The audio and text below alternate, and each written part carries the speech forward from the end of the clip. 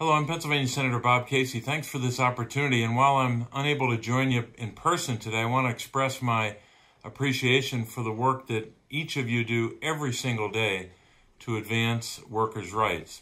I know we wouldn't be discussing pregnant workers and their rights had it not been for the work of organizations like A Better Balance and leaders like Dina Bax, with whom our office has been working for many years.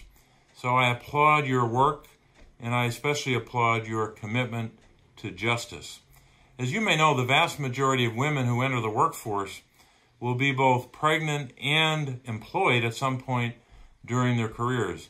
Millions of them in frontline jobs. For too many of these women, their employers are either unable or unwilling to provide basic accommodations during their pregnancy. In fact, women of color are disproportionately represented in frontline jobs and less likely to provide in those jobs safe and supportive pregnancy accommodations.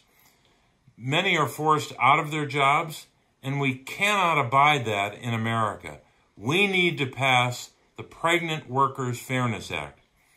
Now, the good news on this is, even though it's like a lot of things in the Senate takes a long time for consideration and passage, in this case we have Republicans and Democrats agreeing on some basic fundamentals, agreeing on the need to protect essential workers from workplace discrimination. And those Democrats and Republicans have come together with me to introduce a bill that's modeled on the ADA, the Americans with Disabilities Act, passed now more than 30 years ago, that would allow accommodations for pregnant workers to continue working safely.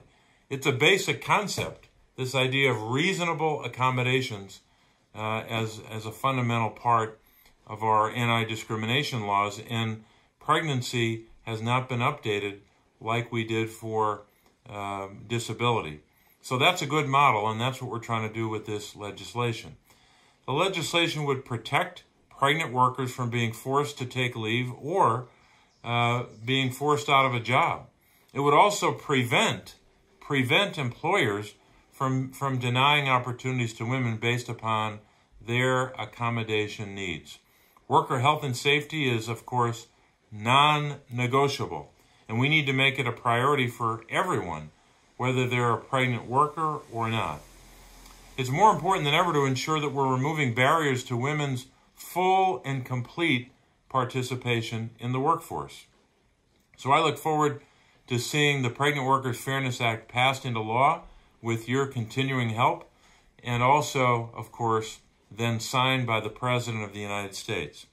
President Biden would love to sign this bill, I'm sure, and you've made it possible for us to be picking up a lot of momentum to get it passed in the Senate. So thanks for your devotion on this issue and so many other issues to both equality and justice for all workers. And I want to thank you for bringing attention to discrimination against pregnant workers in the workplace. God bless your work, and thank you.